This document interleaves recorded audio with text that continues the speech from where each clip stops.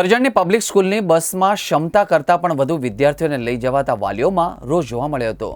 28 પેસેન્જરની ક્ષમતા ધરાવતી મિની બસમાં 45થી વધુ વિદ્યાર્થીઓને ખીચોખીચ બેસાડીને સ્કૂલે લઈ જવા હોવાનો કિસ્સો સામે આવ્યો હતો। દર્શક મિત્રો, વાલીઓએ બસ રોકી સમસ્યાના નિરાકરણની પ્રિન્સિપાલે વાલીઓને બાંહેધરી આપી હતી। કરજણની પબ્લિક સ્કૂલની બસમાં ક્ષમતા કરતાં પણ વધુ વિદ્યાર્થીઓને લઈ જવાતા વાલીઓમાં રોષ જોવા મળ્યો હતો। 28 પેસેન્જરની ક્ષમતા ધરાવતી મિની બસમાં 45થી વધુ વિદ્યાર્થીઓને ખીચોખીચ બેસાડીને સ્કૂલે લઈ જવાતા હોવાનો કિસ્સો સામે આવ્યો હતો। આમોદથી કરજણ પબ્લિક સ્કૂલમાં અભ્યાસ કરતા વિદ્યાર્થીઓની સંખ્યા વધુ હોવા છતાં સ્કૂલ મેનેજમેન્ટે માત્ર 28 બેઠકોની ક્ષમતા ધરાવતી બસ ફાળવી હતી। પરિણામે છેલ્લા ઘણા મહિનોથી વિદ્યાર્થીઓ બસમાં ઊભા મુસાફરી કરવા મજબૂર બન્યા હતા અને આખરે વાલીઓએ સરભાણ ગામથી સ્કૂલ બસને રોકી આમોદ પોલીસ મથકે લાવી જમા કરાવી દીધી હતી। વાલીઓએ સ્કૂલ મેનેજમેન્ટ સામે કાયદેસરની કાર્યવાહી કરવાની ચીમકી ઉચ્ચારી હતી।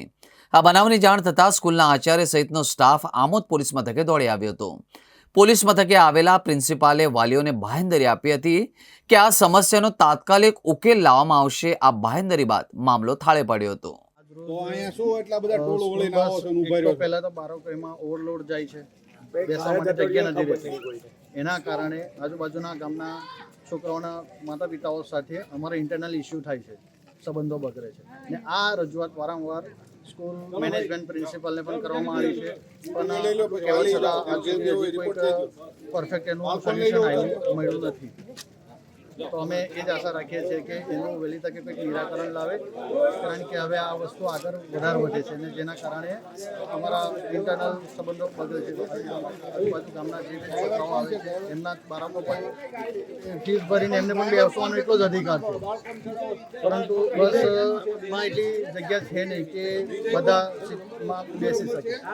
સ્કૂલ મેનેજમેન્ટની રજૂઆત છે કે યા તો એની સ્કૂલ બસ મોટી કરો વધારે સીટરની, જેના કારણે દરેક સ્ટુડન્ટ આરામથી બેસીને જઈ શકે।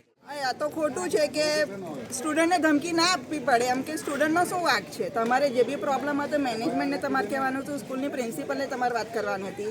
સ્ટુડન્ટને જોર જબરદસ્તી ધમકી કરીને મતલબ નથી। એવી રીતે તો જગ્યાનું સોલ્યુશન આવે જ નહીં ને। દરેક છોકરાએ ફીસ ભરી છે તો દરેકના સીટ મળવી જરૂરી જ છે। કોઈ ફ્રીમાં તો ટ્રાવેલિંગ કરતું નથી, એટલે એવું ના હોય કે તમે ઊભા થાઓ ને અમારા છોકરા બેસે। એમને દાંડાવાળાને પેરેન્ટ્સને બી સમજવું પડે કે આપણે જે પ્રોબ્લેમ છે પ્રિન્સિપલ સાથે સોલ્વ કરાય, ના કે સ્ટુડન્ટ સાથે। તો શું આપણે આવનાર સમયની અંદર શું તમારી રજૂઆત રહેશે બેન? સોલ્યુશન લાવે, કાં તો બસ નાની પડતી હોય તો બીજી ટ્રાન્સપોર્ટેશન માટે બસ મુકાવે, કે એક જ બસમાં આટલા બધા સ્ટુડન્ટો ના ટ્રાવેલિંગ કરી શકે ને।